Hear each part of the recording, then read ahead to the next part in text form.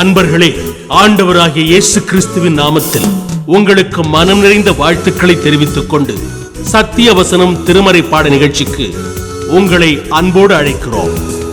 சத்திய வசனம், இது தேவனின் வசனம். நாம் சோர்ந்து போகையில் கரம் கொடுக்கும் நம் தேவனின் வசனம், நம் தேவனின் வசனம். நாளாகமத்தின் 2ஆம் புஸ்தகம் 20ஆம் அதிகாரம் 7. எங்கள் தேவனாகிய நீர் உம்முடைய ஜனமாகிய இஸ்ரவேலுக்கு முன்பாக இந்த தேசத்து குடிகளை துரத்திவிட்டு இதை உம்முடைய சிநேகிதனாகிய ஆபிரகாமுடைய சந்ததிக்கு என்றைக்கும் என்று கொடுக்கவில்லையா? கர்த்தருக்குள் பிரியமானவர்களே, ஆண்டவராய் இயேசுவின் நாமத்தினாலே உங்களை நான் வாழ்த்தி வரவேற்கிறேன். சத்தியவசன நிகழ்ச்சியின் ஊடாக உங்களை சந்திப்பதிலே மகிழ்ச்சி அடைகிறேன். ஆபிரகாமை குறித்த தொடர் செய்தியை நாம் கற்று வருகிறோம். கடந்த செய்தியிலே ஆபிரகாமுக்கு சொல்லப்பட்ட பல பெயர்களை குறித்து நாம் சிந்தித்தோம். அந்த பெயர்களில் முக்கியமான ஒரு பெயர் என்னவென்றால் தேவனுடைய சிநேகிதன் என்பதாகும். இன்றைக்கு அநேகர் சொல்வார்கள், உங்கள் சிநேகிதர்களை நீங்கள் அறிமுகப்படுத்துங்கள், அதன் மூலமாக உங்களுடைய தரத்தை அல்லது வாழ்க்கையின் தன்மையை புரிந்து கொள்ளலாம் என்று சொல்வார்கள். அது உண்மைதான். ஆபிரகாம் ஆண்டவரோடு அவன் சிநேகிதனாக இருந்தார். ஆண்டவரும் ஆபிரகாமை சிநேகிதனாக ஏற்றுக்கொண்டதை வேதாமத்திலே வாசிக்க முடிகிறது. வேதாமத்திலே 3 இடங்களிலே ஆபிரகாமை தேவனுடைய சிநேகிதன் என்று சொல்லி அங்கே குறிப்பிடப்படுகிறது. 2 நாளாகம புஸ்தகம் 20ஆம் அதிகாரம் 7வது வாக்கியத்திலும், ஏசாயா புஸ்தகம் 41ஆம் அதிகாரம் 8வது வாக்கியத்திலும், யாக்கோபு நிருபம் அங்கே 2ஆம் அதிகாரம் 23வது வாக்கியத்திலும் இதை நாம் கற்றுக்கொள்ள முடிகிறது. ஆகவே இங்கே யாக்கோபு தன்னுடைய நிருபத்திலே 2ஆம் அதிகாரம் 23 அங்கே ஆபிரகாமை தேவனுடைய சிநேகிதன் என்று குறிப்பிடுகிறார். இந்த 2ஆம் அதிகாரத்திலே பல்வேறு விதமான விசுவாசத்தை குறித்து யாக்கோபு எழுதும் பொழுது டைனமிக் ஃபெய்த், அதாவது செயல்படும் விசுவாசத்தை குறித்து சொல்லும் பொழுது ஆபிரகாமை தேவனுடைய சிநேகிதன் என்று குறிப்பிடுகிறார். அருமையானவர்களே, ஆபிரகாம் தேவனை சிநேகித்தான், ஆண்டவரும் ஆபிரகாமை சிநேகித்தார். ஆகவே நம்முடைய வாழ்க்கையிலே ஆண்டவர் பொய் உரையாத தேவன். ஆண்டவர் தன் நாவை திறந்து ஆபிரகாமை சிநேகிதன் என்று சொன்னதினாலே அவனுடைய சிநேக தன்மையினுடைய ஆழத்தையும் உண்மை தன்மையும் நாம் புரிந்து கொள்ளலாம். சிநேகிதம் அல்லது நட்பு என்றால் என்ன என்று சொல்ல விரும்புகிறேன். உண்மையாகவே சிநேகித தன்மை என்பது 2 மனிதர்களுக்கு இடையிலே உள்ள பரஸ்பர, அதாவது மியூச்சுவல் ரிலேஷன்ஷிப் என்று சொல்லலாம். அப்படிப்பட்ட உறவிலே காணப்படுகிறதான் அன்பு அல்லது நட்பு அல்லது சிநேகிதம் என்று சொல்லலாம். ஒருவரை ஒருவர் புரிந்து, ஒருவரை ஒருவர் ஏற்றுக்கொண்டு, ஒருவரை ஒருவர் நம்பி, ஒருவருக்கொருவர் உதவி செய்து பாதுகாத்து அல்லது அவர்களுக்கு உதவி செய்கிற அந்த தன்மை தான் சிநேகத்தின் அடையாளமாக சொல்லலாம். நீதிமொழியின் புஸ்தகம் 17ஆம் அதிகாரம் 17 பாருங்கள். சிநேகிதன் எல்லா காலத்திலும் சிநேகிப்பான். ஆபிரகாமுக்கும் தேவனுக்குள்ள உறவு உண்மையாகவே நித்திய உடன்படிக்கையின் அடிப்படையில் உள்ளது. ஆதியாகமம் 12ஆம் அதிகாரம் 2-3 வசனங்களில் இதை காணப்படுகிறது. ஆதியாகமம் புஸ்தகம் 15ஆம் அதிகாரம் 1-21 வாக்கியங்கள் காணப்படுகிறது. ஆபிரகாமுக்கும் தேவனுக்குள்ள அந்த சிநேகித தன்மையை நான் விளக்க விரும்புகிறேன்.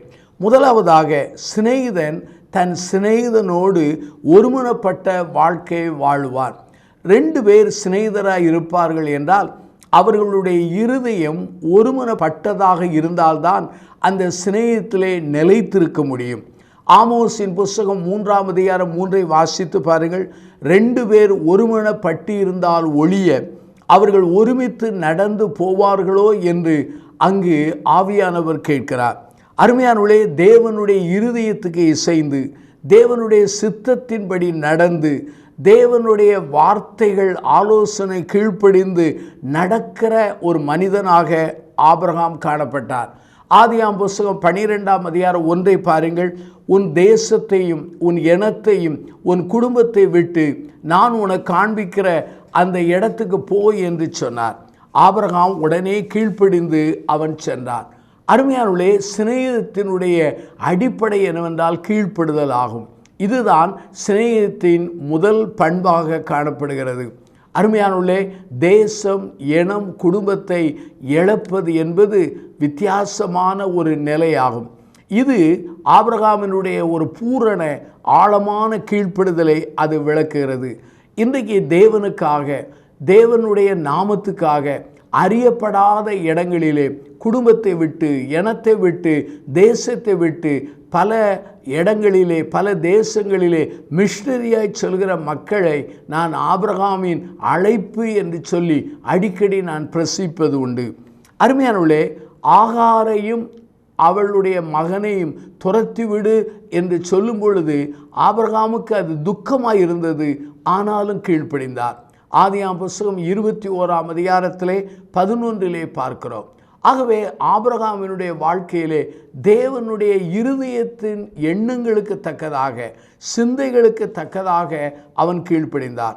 அப்பொழுது தேவன் ஆபிரகாமை நோக்கி அந்த பிள்ளையும் அந்த அடிமை பெண்ணையும் குறித்து சொல்லப்பட்டது, உனக்கு துக்கமாய் இருக்க வேண்டாம், இதோ ஈசாக்கிடத்திலே உன் சந்ததி விளங்கும், ஆதலால் சாராள் உனக்கு சொல்லுகிற எல்லாவற்றையும் கேள், அடிமை பெண்ணின் மகனும் உன் வித்தாய் இருக்கிறபடினால் அவனையும் ஒரு ஜாதியாக்குவேன் என்று சொன்னார். இதை ஆதியாம் புஸ்தகம் 21ஆம் அதிகாரம் 11-12 காண முடிகிறது. அதிகாலமே எழும்பி அப்படியே கீழ்ப்படிந்தார். ஆதியாகமம் 22ஆம் அதிகாரம் 2வது வாக்கியத்தை பாருங்கள். உன் புத்திரனும் உன் ஏக சுதனுமாய் இருக்கிற உன் மகனை மோரியா மலையிலே நான் காண்பிக்கிற இடத்திலே போய் பலியிடு என்று சொன்னார். அப்பொழுதும் ஆபிரகாம் அதிகாலமே எழும்பி கீழ்ப்படிந்தார்.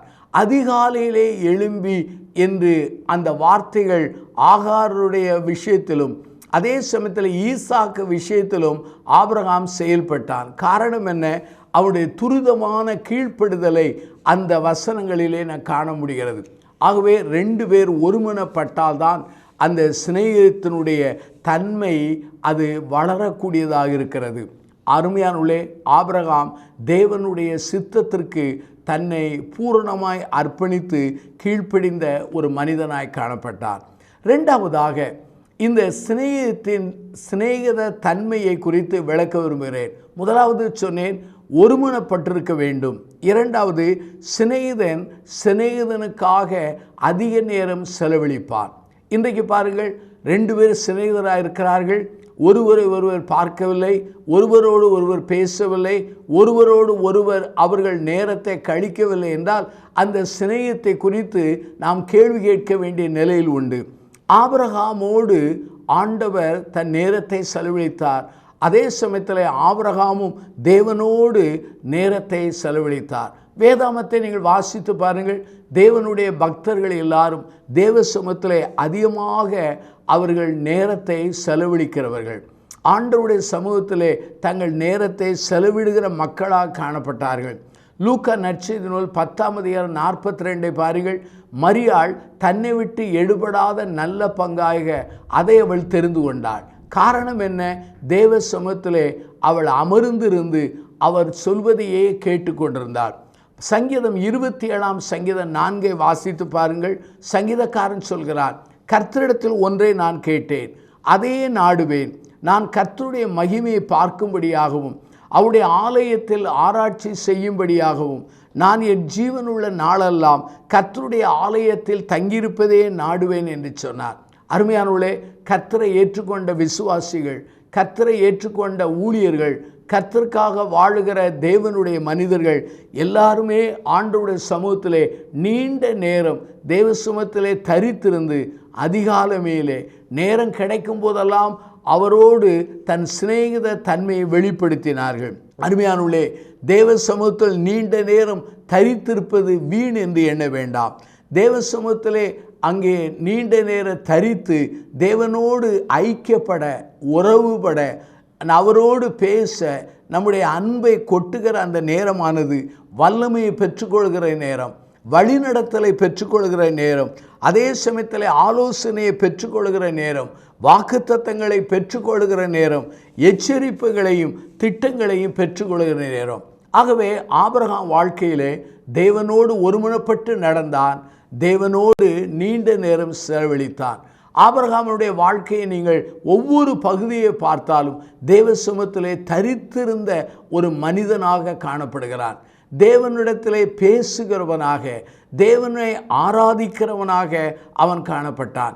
மூன்றாவதாக, ஆபிரகாம் தேவனுடைய சிநேகிதன் என்று சொல்லப்படுவதற்கு மூன்றாவது காரணம் என்ன? ஆபிரகாம் தன் தேவனோடு பல காரியங்களை பகிர்ந்து கொண்டான். அதே போல தெய்வமாகிய கர்த்தரும் ஆபிரகாமோடு பல காரியங்களை பகிர்ந்து கொண்டார். ஆங்கிலத்தில் சொல்ல வேண்டுமென்றால் ஷேரிங் என்று சொல்லலாம். 2 நண்பர்கள் இருக்கிறார்கள். அந்த 2 நண்பர்களும் தங்களுடைய காரியங்களை, தங்களுடைய செய்திகளை ஒருவருக்கொருவர் பகிர்ந்து கொள்வார்கள். பகிர்ந்து கொள்ளப்படாத இரகசியங்கள் பேணப்படுமானால் அவர்கள் உண்மையான சிநேகிதர்கள் அல்ல. ஆபிரகாம் தன்னுடைய தேவைகளை எல்லாம் ஆண்டவரிடத்திலே சொன்ன மனிதனாக காணப்படுகிறார். ஆண்டவரிடத்தில் சொல்கிறான், ஆண்டவரே எனக்கு பிள்ளை இல்லையே என்று சொன்னான். எனக்கு புத்திர சந்தானம் இல்லையே என்று சொல்லி அவன் ஆண்டவரிடத்திலே பேசுகிறான். ஆதியாகமம் 15:3 பாருங்கள். பின்னும் ஆபிரகாம் எனக்கு புத்திர சந்தானம் இல்லையே என்று சொல்கிறான். இதோ என் வீட்டிலே பிறந்த பிள்ளை எனக்கு சுதந்திரவாளியாய் இருக்கிறான் என்று சொல்லி ஆண்டவரிடத்திலே தன் பிள்ளை இல்லாத தேவையை அவன் சொல்கிறான். சோதோமை கர்த்தர் அழிக்கப் போகிறார். அப்படி அழிக்கும் பொழுது தன்னுடைய அந்த பாரத்தை ஆபிரகாமுக்கு அவர் வெளிப்படுத்துகிறார். அந்த சமயத்திலே ஆபிரகாமும் தேவனோடு போராடுகிறார். துன்மார்க்கனோடு நீதிமானையும் சங்கரிப்பது உமக்கு தூரமாய் இருப்பதாக என்று சொல்லி தேவனிடத்திலே அவன் போராடுகிற நிலவையை ஆதியாகமம் 18 23 வசனங்களிலே நாம் காண முடிகிறது. அருமையானவர்களே, ஆதியாகமம் 17:18 இஸ்மவேல் உமக்கு முன்பாக பிழைப்பானாக என்று சொல்லி தன் மகனுக்காக அவன் பிரார்த்தனை செய்கிறான். தேவனும் ஆபிரகாமிடத்திலே தன்னுடைய திட்டத்தை, நோக்கத்தை அங்கு வெளிப்படுத்துகிறார். ஆதியாகமம் 15:13 வாக்கியங்களை வாசித்து பாருங்கள். அங்கே ஆபிரகாமுக்கு குழந்தை இல்லை என்று ஜெபிக்கும் பொழுது கர்த்தர் ஆபிரகாமோடு பேசுகிறார். இதோ வானத்தின் நட்சத்திரங்களை எண்ணக்கூடுமானால் எண்ணிப்பார், இவ்விதமாக உன் சந்ததி பெருகும் என்று சொன்னார். அதை அவன் விசுவாசித்தான். பிற்பாடு ஆண்டவருக்கு பலிவிடம் கட்டி ஆண்டவருக்கு பலி செலுத்தும் போது கர்த்தர் பேசுகிறார். உன் சந்ததி அந்நிய நாட்டிலே 400 ஆண்டுகள் அவர்கள் துன்பப்படுவார்கள். அவர்கள் திரும்பும்போது மிகுந்த பொருட்களோடு திரும்ப வருவார்கள். எமோரியருடைய பாவம் இன்னும் பூரணப்படவில்லை. நீ பூரண வயதிலே மரித்து போவாய், அடக்கம் எனப்படுவாய் என்று சொல்லி 4ஆம் தலைமுறையிலே அவர்களை நான் திரும்ப கொண்டு வருவேன் என்று சொல்கிறார்.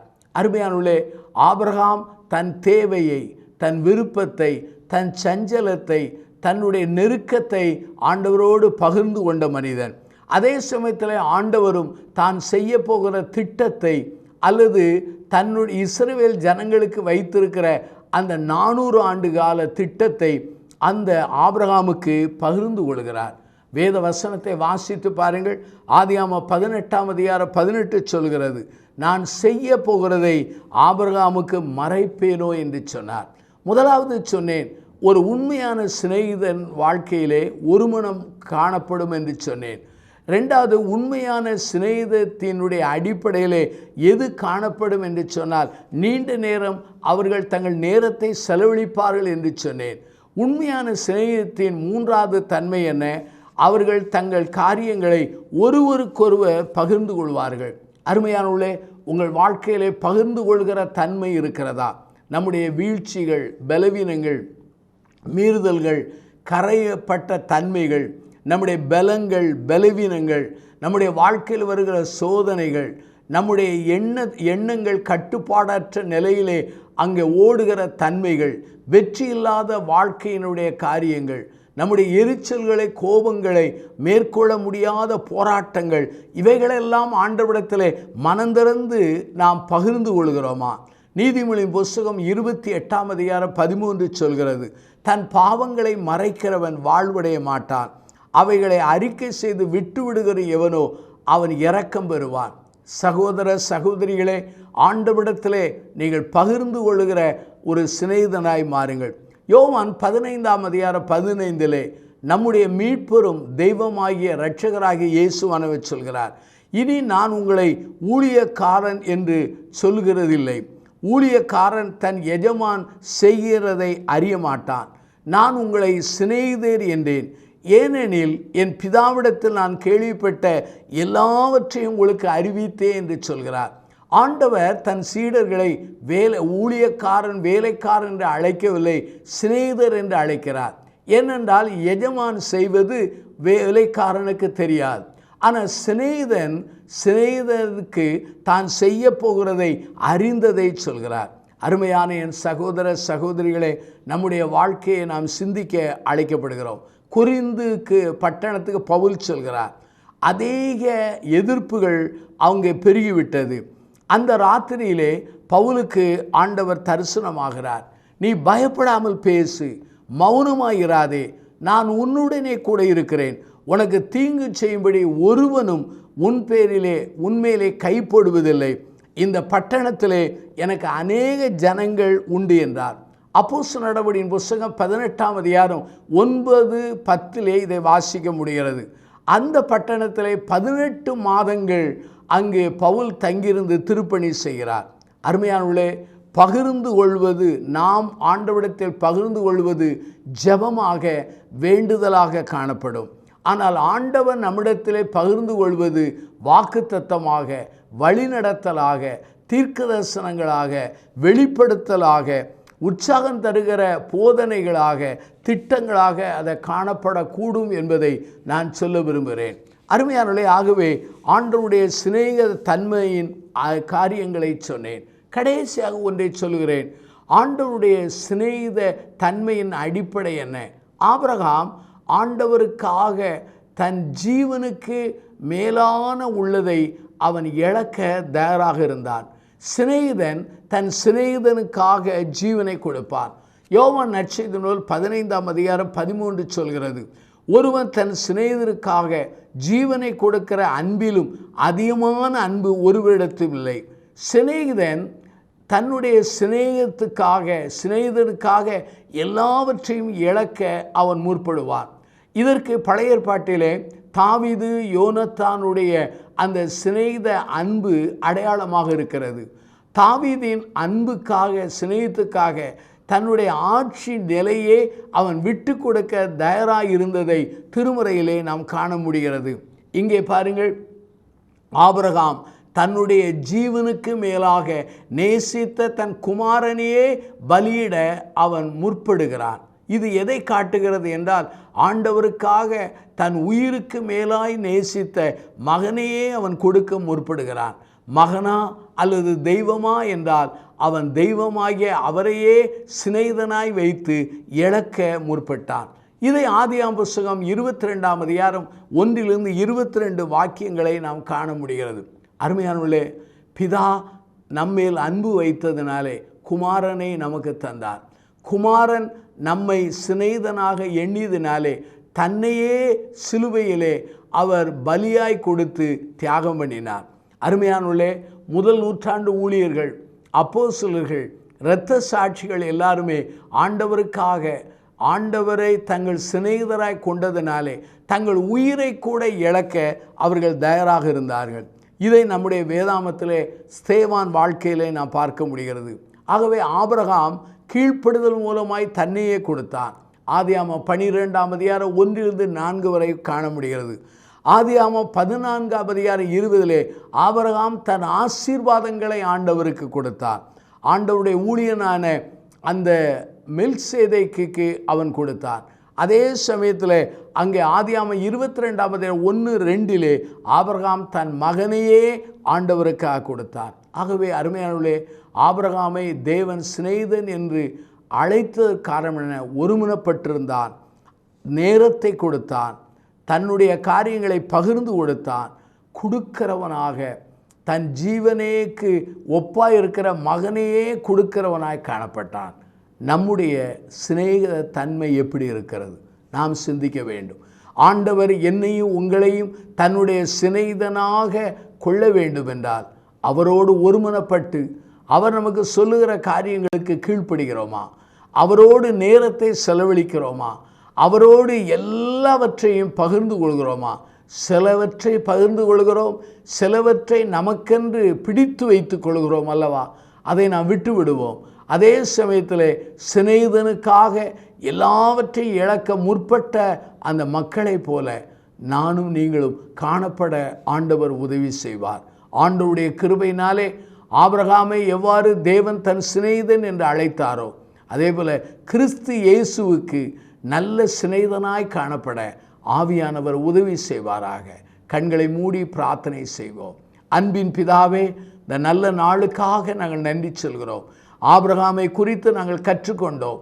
தேவனுடைய சிநேகிதனாக அவன் எவ்வாறு மாறினான், எவ்வாறு செயல்பட்டான் என்பதை புரிந்து கொண்டோம். அந்த தன்மைகளையும் பண்புகளையும் எனக்கும் எங்களுக்கும் தாரும். இந்த செய்தியை கேட்டு நாங்கள் ஆண்டவருக்கு சிநேகிதனாய் மாறுவோம் என்று சொல்கிற மக்களை ஆசீர்வதி. ஆண்டவரே, அவர்களை ஆசீர்வதியும். ஆண்டவரே, இந்த தீர்மானம் செய்த மக்களை ஆசீர்வதியும். பெரிய காரியங்களுக்கு வழி நடத்தும். இயேசுவின் நாமத்தில் ஜெபிக்கிறோம் பிதாவே, ஆமென். இந்த புத்தகம் பற்றிய விபரங்களுக்கு சத்திய வசனம் அலுவலகத்தை தொடர்பு கொள்ளவும்.